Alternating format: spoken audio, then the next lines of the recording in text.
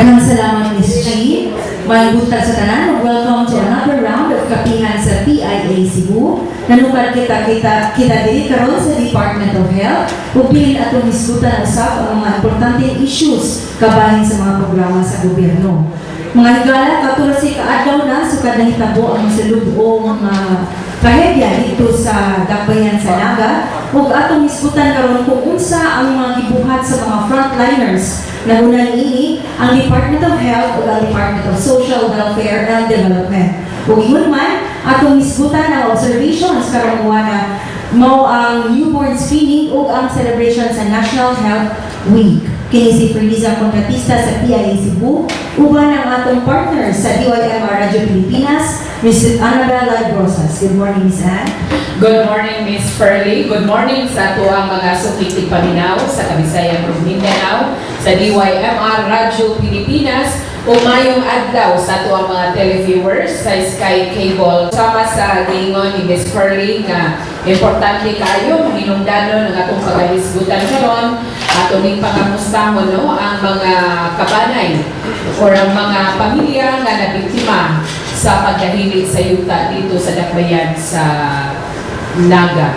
O usasa katong giingon ni Ferlie, may kalabutan sa mental health, ang kahimtang karon sa tuwang mga kaigsunan, ang mga evacuees nga tuwa karon sa nagkalaing mga evacuation centers. So karon akong ipaila-ila ang mga ahensya o mga kawani sa gobyerno nga maoy atiman sa ato ang mga kaigsuunan dito. May kalabutan sa kahimtang sa ilahang panglawas o sa ilahang pangisip, kanibang makasinati ta may gala o ingon niining trahedya.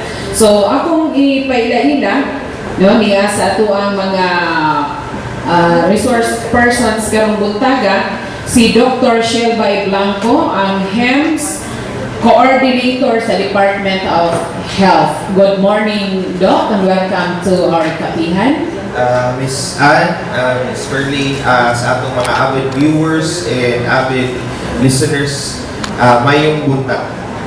Okay. Kauban po nato karong buntaga ang Social Welfare Officer 4, Coordinator sa Camp Coordination and Camp Management Cluster DSWD Region 7, si Ma'am Grace Iana. Good morning, Ma'am. Good morning, Ms. Anne and Ms. Salamat sa pag-imbita mo. Salamat sa kahigayunan. Okay. Diri po dato ang kauban ang neurologist sa Visayas Community Medical Center, si Dr. William Boot. Good morning, Doc. Good morning, Doc. Okay, kauban sa nato si Ralph Vincent Valdivieso, ang nurse 3 nga mag-isgot niya sa newborn screening. Good morning, sir. Okay, good morning, Ma'am Anne and Ma'am Penny. So, good morning, everyone. Yes, so niya kauban po nato ang Social Welfare Officer 2, Donation Unit Head sa DSWD, si Ma'am Ananisa Aveso. Good morning, Ma'am. O din yung atiman sa to ang donasyon. Okay. So, yes, Miss Pearl. Ato nang sutawon karon di ni Dr. Shelby kung kumusta na ang atong services na extend ngadto sa mga Naga victims. So far, sa gikan sa day 0 hangtod karon, we have conducted medical consultations. We have deployed medical teams dito sa tagsa-tagsa ng mga evacuation centers. And currently, we are also coordinating with the Provincial Health Office for the deployment as well of their medical teams. And we have also conducted rapid health assessment starting from day 0 hangtod karon, and we have deployed our water and sanitation and hygiene teams. So mo siya nga mao sila nag-conduct og mga water sample testing so sa tagsa-tagsa ka mga water sources sa evacuation centers, and mo nga nakita sa dato nga naay mga nagpositibo sa mga bacteria atong mga water sources. And nasa tayo i-deploy ng mga surveillance teams. Kani sila mo ay nagkuha og mga nag-collect sa water samples, pero at the same time, sila nag-collect sa mga specimen sa kung nag-complain og mga kalibangan. And nasa tayo i-deploy ng mga mental health, psychosocial teams. No, so sila may nag-conduct og mga psychological first aid kani with the coordination of our schools and other non-governmental organizations like the PNA, no, Philippine Nurses Association, and at the same time naghatag sa taong mga logistics, no, dito sa Naga City. So Aqua Tabs, kanimaw ni siya ang tablet nga ihatag nato para makatabang o purify sa water, and nakahatag sa taog jerry cans, and at the same time nakahatag sa taog mga medicines, and at the same time mga IEC materials, so atong mga educational campaign materials, most especially atong hand washing materials, no, so ato mo nang gi-intensify sa nga campaign para paglikay na lang sa mga sakit na makuha nato sa mga unhygienic practices, and nag-deploy sa data o nutrition in emergency teams na mo ay nag-assess sa nutritional status sa atong tagsa-tagsa ka mga evacuation centers, ilabi na katong mga vulnerable groups atong pasabot-ani katong the very young, the very old, at the same time katong mga pregnant o mga lactating mothers, and kato sa mga persons with disabilities, PWDs ato. And nasa tayong mga nakita dito nga mga severely undernourished nga mga o moderately undernourished nga mga tao. So moto nga ato sa gitabangan sa para at least despite the stressors, despite this emergency, ma-cope with ragyapon nila. At the same time, naghatag sa taong mga body or cadaver bags, no? So apisa na sa atong logistics. Adak na, di ba na ba natin karoon kung sa mga top illnesses sa atong mga evacuees? 14th day na karoon. So far, based on our statistics, pinakataas would be other symptoms, no? So this would include mga difficulty in sleeping, mga headache, toothache, but then apil sa dito ang kaning atong acute respiratory infections, no? So mao gini maubo, sipon, and then apil sa top 3 would be our hypertension. So di magina nato malikayan kay naata sa a very stressful environment, a very stressful situation. So nga usaka sa gyud ang mga BP, no, blood pressure sa atong mga evacuees, and lakip na sa diha ang katong sa diarrhea, no? So, pat na other symptoms, upper respiratory tract infections, hypertension, and diarrhea.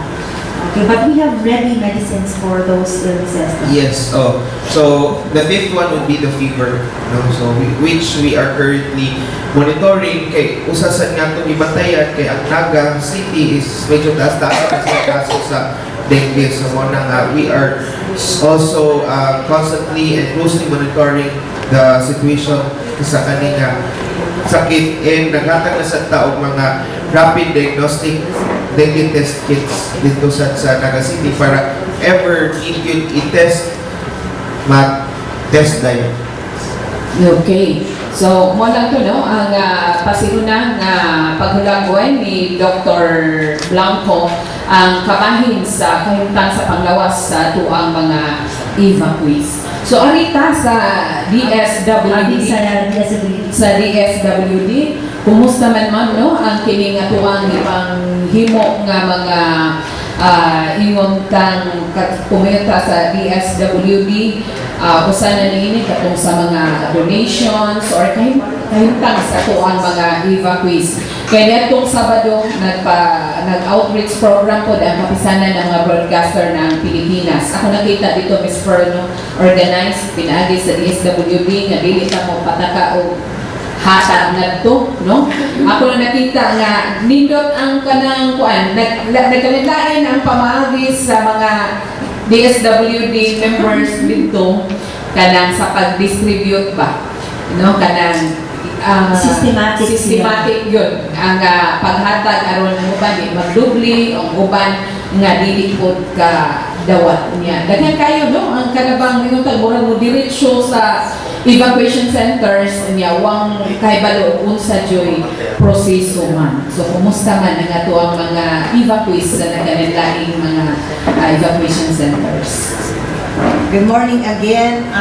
Ang DSWD has fielded about 60 CAP personnel to assist no sa ato ang 11 camps sa Naga.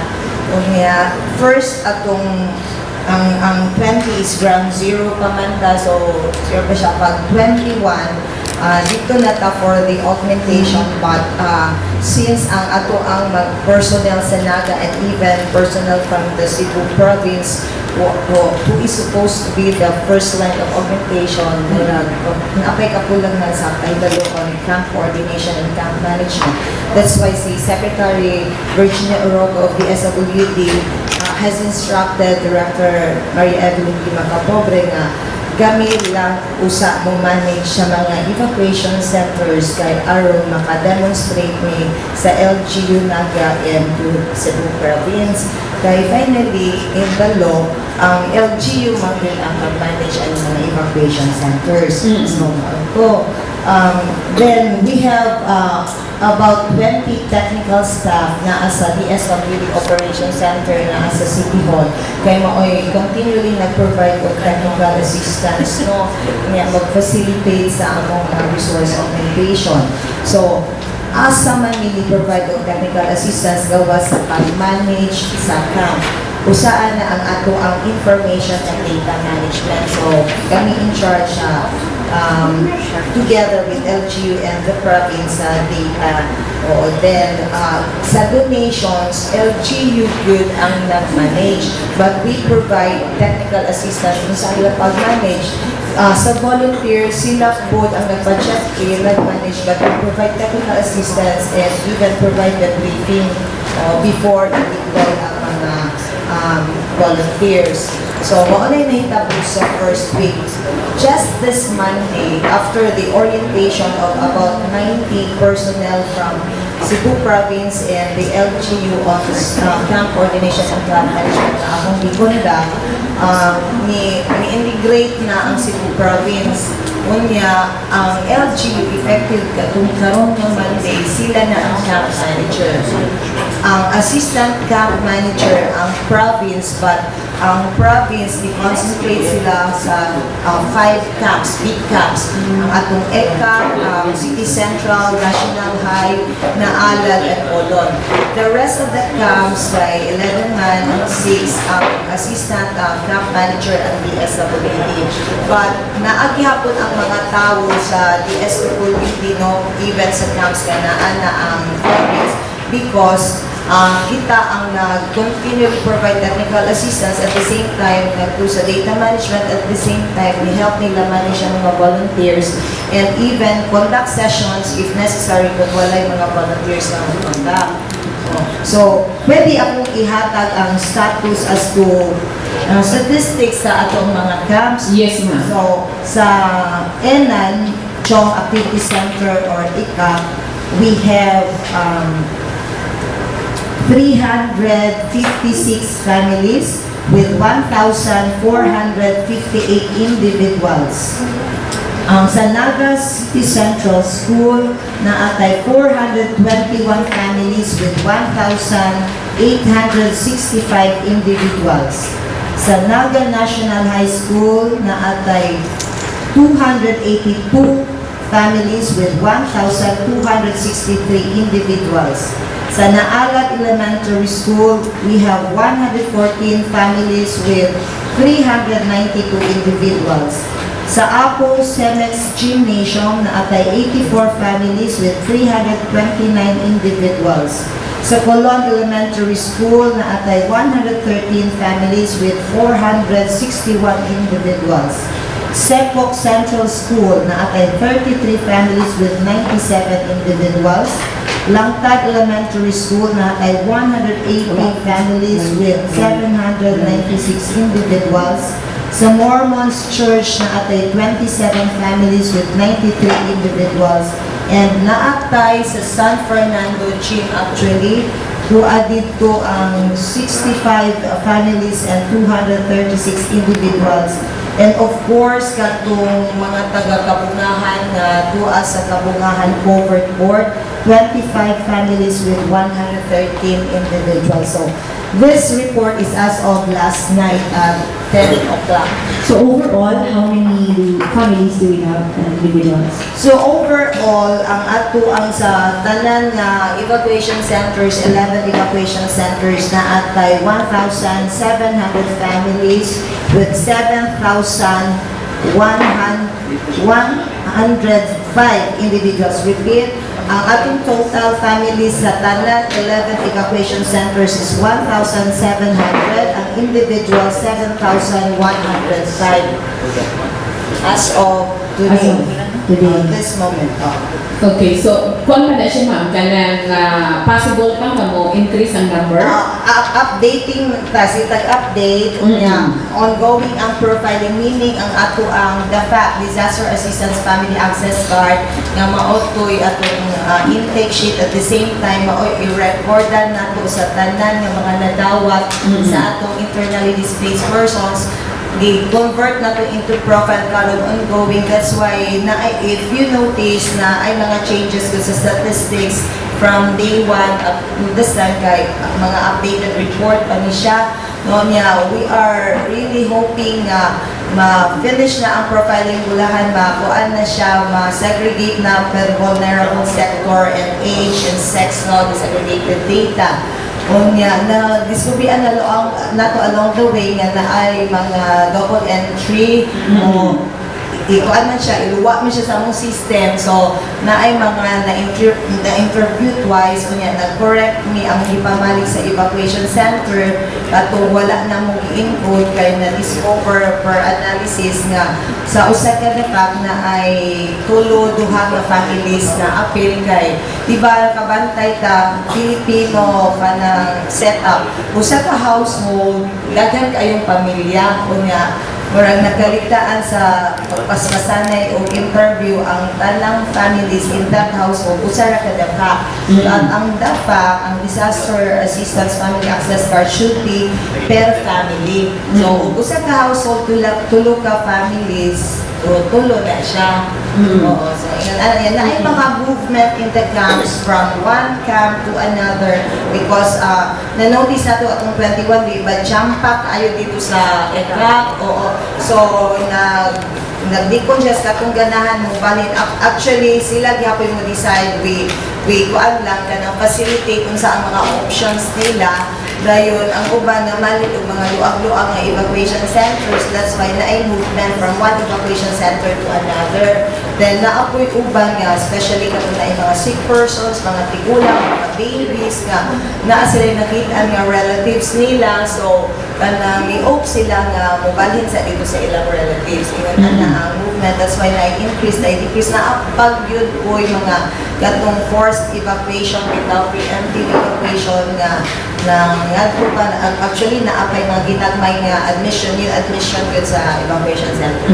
Mga tanak ko ma'am, katong mga imong giingon ganiha nga doon na pa mo gihimo nga orientation no. Dili siya part sa kanang DRR MO or kanibang sa disaster risk and reduction ba nga ang mga LGUs prepared na po yung tani sila or na-train na sila on how to manage the camp. Per standard operating procedures and under the law and under the guidelines on camp coordination and camp management, ginaingan ang LGU na dili lang kay stockpiling of relief goods, food and non-food items, kundi even repositioning of personnel to immobilize on yung gunaan na event na disaster. So to include aning mga trained na camp personnel, trained nato nga psychosocial processing facilitators, sa DOH man sila man on top, but kay balo na sila but na ay mga in the course of their disaster preparedness efforts naapay mga kakulangan. That's why mauni job sa mga national government agencies and the provincial or governments to augment kung sa ilang mga kakulangan.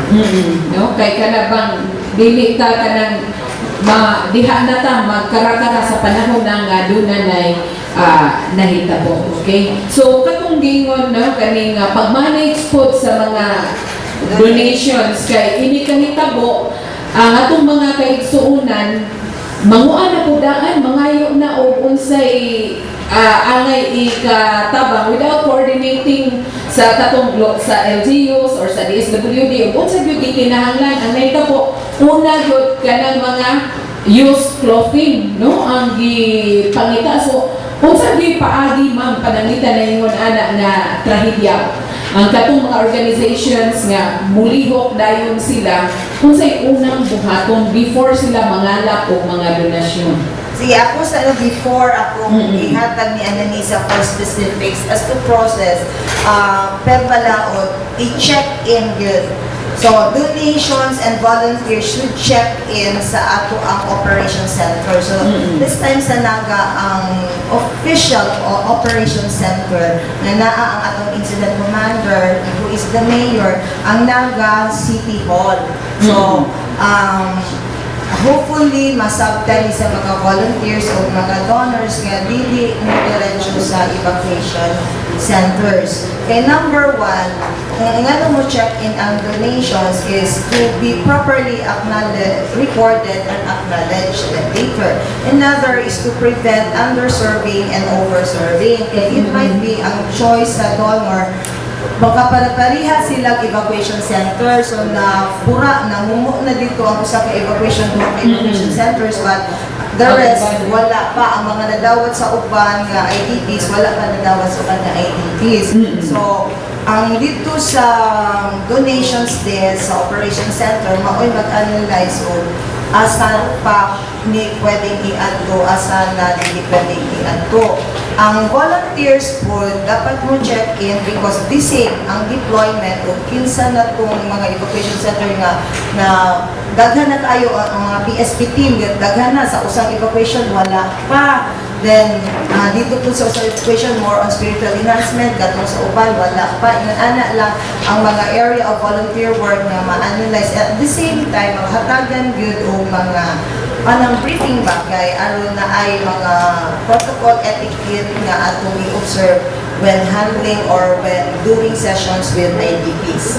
Okay, specific for used clothing and for other donations, akong hiatag ang ni Ananisa.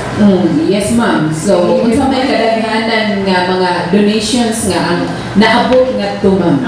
As sa Naga, very overwhelming no ang support sa food and non-food items. So, daghan, hygiene kits, mats, water, food bags, daghan nagkalain-lain yun, like, very overwhelming. That is why we encourage the public na to do pledge na lang on hosting of meals. So, just like what Ms. Iana said, i-check in dito sa donations desk sa katong mo host of meals para mo ito walay makuha nga na evacuation center o wala po'y makuhaan. As of the donations and volunteers management, ang i-assist natin sa DSWD is matabangan ng LGU on how to set up and man the donation and manage ang volunteer. So right now, nag-hinay na ta, sila nakalagay yung numbers like orient, sa mga LGUs, and also upon checking in of the donation, nalagay mga person to check. However, as an in-kind donation, there are donors that do not give the amount, no, pila dinik eh, basi maiko or wala parang yun lang. So, with that donation, since we are kind of bonded with the transparency, no, that atong the LGU will create a monetization committee. So they will later on, like karon very busy from an LGU, they will monetize those in-kind donations na wala gihatag sa donor. Sila na yung mag-determine kung pila to.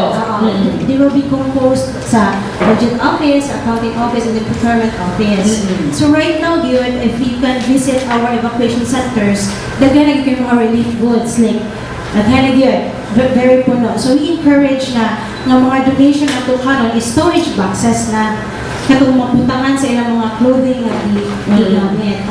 And also, we discourage good use clothing kay per Republic Act No. 4653, that is to safeguard the health of our people and also their dignity. Kaya there are mga donors po, although we acknowledge now their intent na mong hatag, but then our volunteers, they are more daghan na sila sa sorting gani of the used clothing. There are used clothing that are very used. Overuse. So dili na siya ma-use. So our volunteers, instead of to save time to place them in other mga areas like packing, daghan na tong volunteers na mobilize sa sorting. So, nagdugang po o basura at the same time. Yeah, nagdugang po. So, aside from the law, no, we really discourage na. Punta, sa karong panahon na, kaya daghan na kasi used clothing na na-receive, hindi mga new garments na sa new clothing. Muna kung hinumdom, no, kay kanabang mula din na nagtipon-og nga to nga dili magamit, problema na sa kining basura, no, disposal. So, ma'am, natin amount diha kung ma-quantify sa pagkakaroon ng As to sa cash donations mo, cash. This is 10,735,783.50. 10 million. Yes, ma'am. 10,735,783.50 centavos, ma'am. Okay. So the cash donations, ma'am, they will go to the treasurer's office. Okay, they will be issued an official receipt. Official receipt. So the in-kind donation, as what I have mentioned earlier, that this is not official pa, kaya there are the donations that to be monetized. So as in-kind, yes, non-food, sa pagkakaroon na monetize pa is 3,225,564.20. So 3,225,564.20. sa organizations who participate or who As to the organizations, ma'am, of the volunteers, we have, sa ako lang mga na ma-remember, ma'am, we have University of Cebu, USC, we have non-government organization like Rafi and Boytis Foundation. We also have Feed the Children. We also have volunteers from within Naga City, like those barangay na wala ni-affect, nakakabang po sila. So as to the task of the volunteers usually is sorting of those mga food and food items. This includes checking of the expiry. Kaya na ang nalibar ng mga tag-food niya next month na expiry. So, and then, what may problema, it's just that we need to sort that things out para magpuna ka Mauna ang hatag. So, aside from that, howling, so kailangan may mga magpatabang o pahakot pa mga dito sa gawas, pa sa food, and also water repacking, like na yung mga rice na sacks of rice in which hindi mo po ng family food packs. Kailangan po yung mga canned foods. So, matulingon mo, ma'am, no? Overwhelming yun ang kining hatag. Okay, so ariyan sana ko si Dr. Buot, no? Dok, kaning unsa man kaniingon ani nga mga kuandok, trahedya dok, especially nga kanang sa usa ka pamilya halos tanan ang nauwa, no? So unsa kahay kanang mahimo nato or unsay mga pamaagi nga matibhangan ang ilahang mga kaguol o kini kay do naman ganito yung nabalita, no? Tungod sa kaguol nga nawa ang iyang mga kabanay, namatay na sa Hinoon siya, Dok. Actually, ang ginabuhat na is supposed to be psychosocial, what do you call this? Yeah, processing, sorry. And then you also have stress debriefing. Ginabuhat yan is they're actually interviewed and then they're allowed to express silent grief, and then they actually go through the whole process itself. And if in accordance with the clinical requirements of the cases, then there are certain cases where you might have to give medications. So those are the usual that they have. And then over and above that, you would have various programs where you're actually able to walk them through the depression, the stress, their grief, their anger, and be able to actually not only express but actually work it out so that they will come to a place where they will accept the condition that they have experienced. Kay murag mo sink in na naman kanang mo managdugong ni wa na yung mga tao. So ako pong pangutana dahil ni Dr. Shell ba o ni Ma'am Grace ba, hangtod kanus ang ato ang assistance dito, no? Sa atong ipanghatag sa mga evacuees. So for on the part of the Department of Health, currently we are doing our rounds for our technical findings, and later on we will be recommending it to our regional director kung sa itong nakita ng mga technical findings, and that would be our basis if kinangan na mo pull out at kinangan na mo endorse sa atong counterpart sa local government.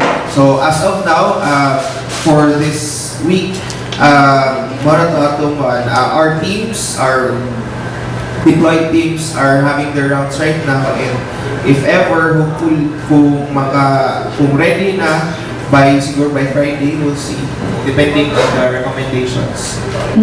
Sa inyong side, ma'am? Sige, on the part of the DSWD na amang po yun na sa atong balaod at documentation for as long as we are needed by Naga City, but currently in the process, we are demonstrating how they will manage camps and everything, like sa ating mga data and volunteers and donations. Kaya, syempre, naapamaputay ang giatiman, no, dili na mo kayo naga, so maghinay-hinay siguro o decrease of mga tao, but ang stand ni Director Macapobre is for as long as we are needed, and kanang yang giinan si Mayor nga ang DSWD po dumutabang from start to finish, and no kay daghan mapud kaayo ang ato ang itanaw, but dili na siguro pariha kadaghan na ang tao sa first week, maghinay nag-decrease. Unya, pwede musumpay kay aron makahibalo po si Doc, no, kay kanang ang atong mga camp personnel, DSWD, LGU sa province, na nag-gather ng feedback from our different PSP crews, Doc, kanang ang unsay mga thoughts and feelings sa ibang pa sa atong IDPs. So, ang pinakataas na feeling is fear. Ang pinakataas na feeling fear, though nag-express nila nga they are happy and thankful sa Ginoo nga buhi sila, naa sila karon sa evacuation centers, and even happy nga naay mga tao nga nag-provide nila og assistance. But taas kayo ang fear of doubts. Of course, in addition to bisan ang medical teams na to, ginahinay na nato pull out, and ang karon so far ang nagmanagid sa mga medical evacuation centers, ang nagmanagid sa mga medical teams, ang provincial health office na mo. But then kaning sa psychosocial services na to would still continue, so and likewise our team from water and sanitation and hygiene will still be there, likewise our surveillance for the rest of the hantod nga mauman siya, no. So now nga sige pa ta o check yun sa water sources, kinapamagid until now nakatay ang mga positive nga water source, positive for bacteria na mga water sources, and likewise now nga gingon ni ma'am sad nga daghan yun ang hatag og pagkaon, likewise ang katong nag-cater yun sa ibang place sa mga pagkaon nila, we are also currently checking that para ma-avoid din nato ang mga sakit sa nga makuha later on sa pagkaon. No? Naantay mga nakuha ng mga findings nga need i-recommend sa Emergency Operations Center dito sa Naga kay naatay nakita ang mga unhygienic practices sa atong mga caterers o mo need lang to nato sa Taiwan. Currently, we have our team there nga feedback na sa Emergency Operations Center para makabaw sila sa katusang sa catering and the food establishments na naghatag og pagkaon dito. So, but definitely the WASH team and our MHPSS team will still continue to be deployed. Okay. So, sumpay sa pagkaon. O sa evacuation center kay karon hot meals bata, that's why DOH is checking no ang pagkaon. But naay shift na ta soonest ang atong evacuation center na onyay community kitchen. We will be assisted by NNC, National Nutrition Council, to check on nutrition in emergencies. Then ongoing talo nag-organize atong committee on community kitchen. Maupo na ang i-advocate nga for donors instead of clothing. Kay over na kayo ang clothing. Palihog mga gamit para sa community kitchen, dining, wares, kay ang mga IDPs na mismo luto sa ilang pagkaon. And even will advocate food items nga gamiton unya sa pagluto. Later na og mga start na ta sa community kitchen. Okay, daghan kayo salamat, ma'am. Ako lang sa later before na ko ihatag ngadto sa atong mga kaubanan sa media ang pagpangutana, ako sang kuan si Sir Raf Vincent Valdivieso kay matabunan nun niya ang atuang kuan kini celebration no sa newborn screening na sulita na gyud na sir. Unsay atuang mga kalukan or gusto nimo mga impormasyon nga ipadala ngadto sa publiko sir. Okay, so may butang sa tanan. So ato ang karon kay nagsaulog ta sa ato ang i-celebrate karon nga awareness week for newborn screening. So kani atong newborn screening kay i-celebrate nato every first week of October pinaagi sa kato ang executive order sa ipirmahan sa unang kalaot nga tanan nga mga facility o kita sa Department of Health ang uli nga ihatag o i-disseminate ang mga impormasyon bahil sa benepisyo aning pag newborn screening sa ang mga bata aron hibawan na to kung ano naman siya ka ng sakit or wala pa igawas. So, hibawan na pagdaan kung natin pagkapuhaton usap pa rin gawas ng kanilang sakita para di manikayan na to ang pagka mentally retarded sa itong mga bata or ang physical disability kumon po ang naay problema sa ilang pagtubo, silang lawas o sa ang atong kinakalikayan nga ang atong kaning mga bata nga masay punta nato sa kamatayon. So kana ang importansya sa atong newborn screening. Ang atong mga facilities na anay equipped na to conduct the newborn screening. So sa ato ang atong mga pasilidad karon so tanan man sa gi-require nga tanan nga mga facility ang kanan hospital dapat nag-offer og newborn screening kay dili sila matagaan og lisensya sa Department of Health o mahatagan og accreditation sa atong PhilHealth kung dili sila maghatag niini mga serbisyo. So karon atong mga facility na siya tanan.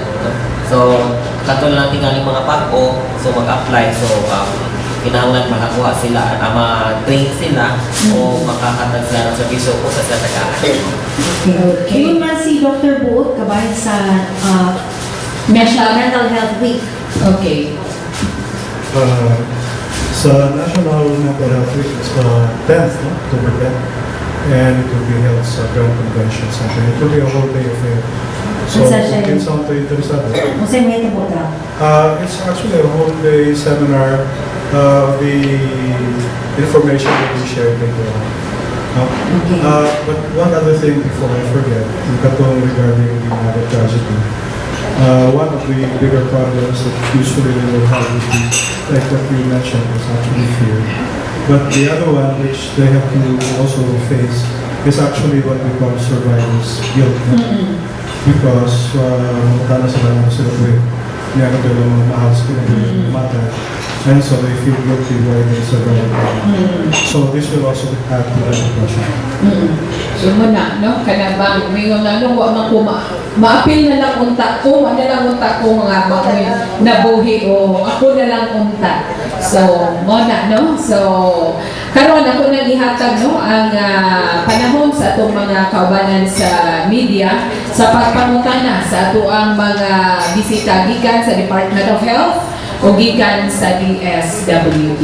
So kisay unang mangutana. Casey Patch.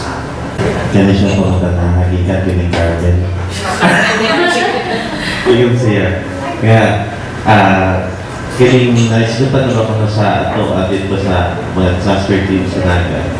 Ang kaning paghimo o temporary nga shelter na ito sa mga evacuees. Labi na katungto ang sa mga eskwelahan na nag-start.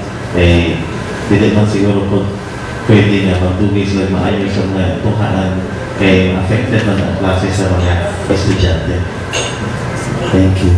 We expect protracted or prolonged evacuation yun sa Naga, no? So, pila pa na ka months because especially katong gikan sa ground zero, wala naman, di naman good pabalikon and katong ongoing assessment pa po ng atong authorities sa areas nga forced evacuation sila or preemptive evacuation.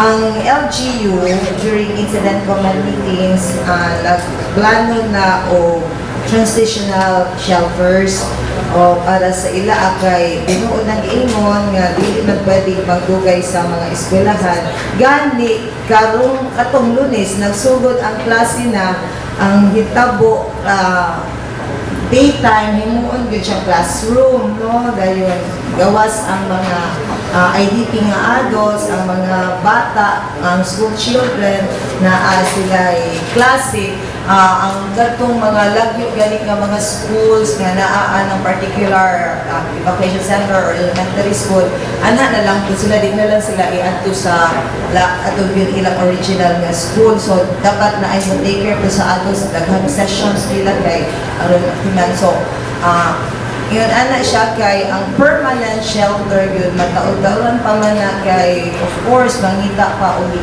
yuta daw na anay mga options sa yuta dayon i-assess pa na siya magtukod pag yun permanent shelter so Naga the LGU in coordination with the province mao karoy nangita gyud lugar o unsa po ng type of transitional shelters na ilang i-install for Naga. Okay. Another question. Carmen. Carmel. Ma'am Grace, what would be the role of DSWD from the time na mag-transition na from the evacuation centers to the transitional shelters? What's yung role na ana sa DSWD? Okay, since naa naman taga-demonstrate karon sa evacuation center, ang pag-manage sa transitional shelters, pwede atong tan-awon kung capacitated na bagyod ang Naga City o ang province, Cebu province nga maoy mo manage anino. But still, ang amo ang technical input magpadayon kung naay kinahanglan nga mga guidance notes daily i-issue na mo aron mahapsay lang gihapon ikan sa evacuation center nga to sa transitional shelter. Unya unsay mga panginahanglan as to resources kung kulang sa Naga, kulang sa province, naara gihapon ang DSWD. But sa kadaghan po mga donors, no? Mga muhatag, so I think okay lang ng mga resources natin. Yes. As per my experience with previous calamities, DSWD provides the transitional shelters. Will it be the same case now? Wala, in fact, dili man DSWD ang nag-provide of transitional shelters.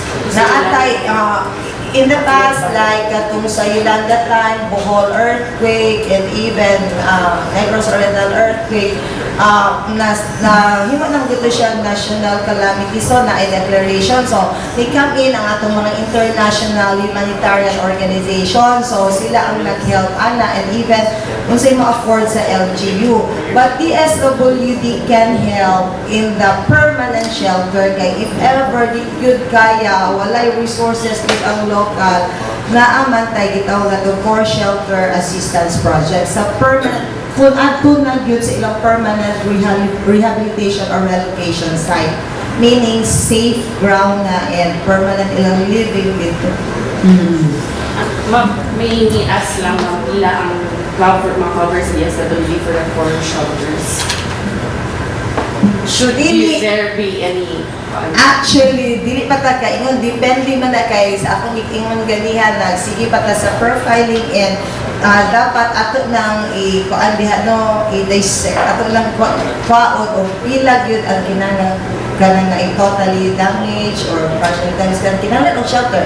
In fact mao na pura mo ni mayor nga kung naa na tay clean list ani mga tawhana so magdepende na siya pilay kaya sa LGU, pilay kaya sa province, unya na-apply mga organizations, other partners na to.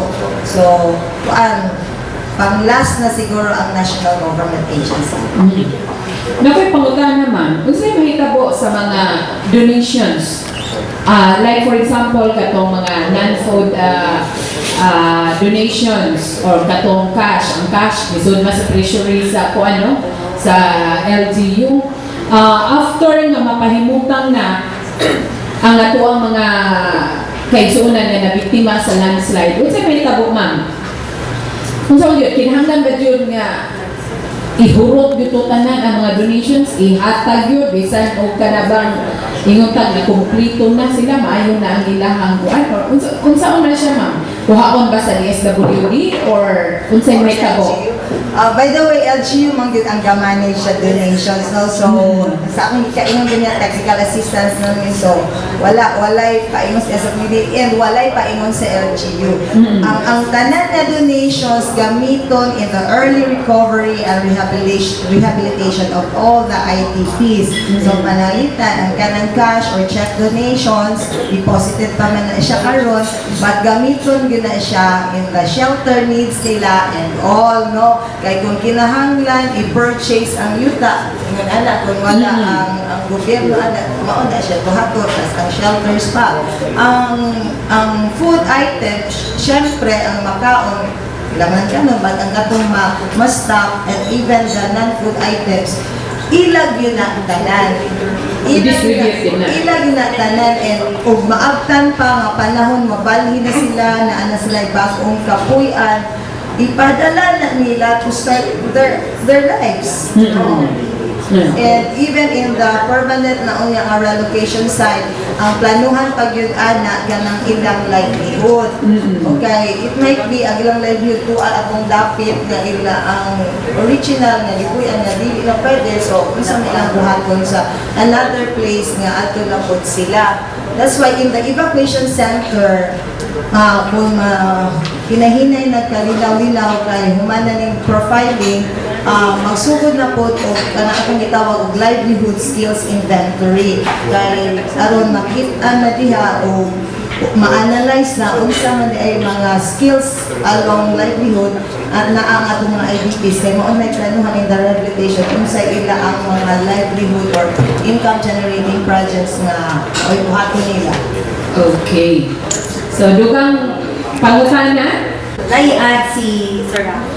Yes, sir. So, nakaipon mo. So, ang part sa ako ang pagsaunod ang ang celebration. So, nami activity no nga among ipasinutan sa katsauna pa no nga ikaw pa lang ito nga mag-fan so for reward screening. So, karong sa ano siya no October 6 Saturday sa kanila magsubodin ang pagtapo. And then ako tayo ipagkandak nga panran dito sa Bohol. No? So sa Bohol na to kay October 30.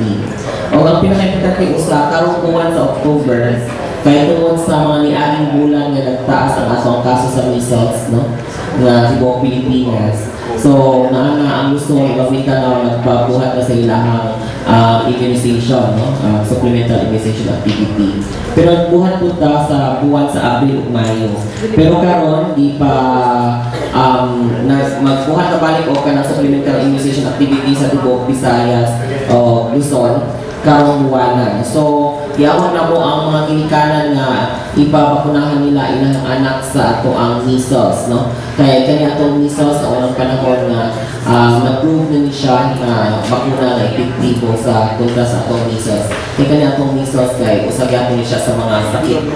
Sibok kalimutan nga ang hinungdan kay kaning measles na ang tao na ito one of the leading cause of morbidity among children nga sakit nga mabakunahan. Okay. So, dagan kayong salamat, Sir Ralph Vincent Valdivieso, ang Nurse 3 sa Department of Health. Ngayon mo kita igong oras, no? Tulang ning formally closed ang atong programa sa DYMR Radio Pilipinas. After ani, pwede mong makapangutana sa atong mga resource persons. So, atong pangayon, parting statement ang ang mga panelists karong buntaga, kung doon na pa'y panawagan sa publiko or unsa kahay atong ikapanlundog sa atong mga kaigsunan, gabi nang awa na mo ikapangutana ni Miss Furley. So, si Dr. William Boot, sir, nagkakaing salamat sa imo ang auhag sa atong mga kaigsunan, gabi nang katungtungan dito sa Naga. It is the desire for us to be able to help in the mental health recovery of these patients or the survivors. And there is a realization this is going to take a long time. And this is not just the here and now, but it might take them maybe even years. And so there is a necessity for the government to continue giving this service to them for us as needed. Daghang salamat, sir. Si Ma'am Ananisa Aveso, ang donation head unit sa DSWD. Ma'am, We encourage lang donors not to centralize all donations. So go to City Hall for the centralized donations and para ma-account all donations. So our evacuees now need storage boxes and also donations for our community kitchen. So daghang salamat, ma'am. Si Dr. Shelby Blanco, ang atong HEMS coordinator sa Department of Health, Law.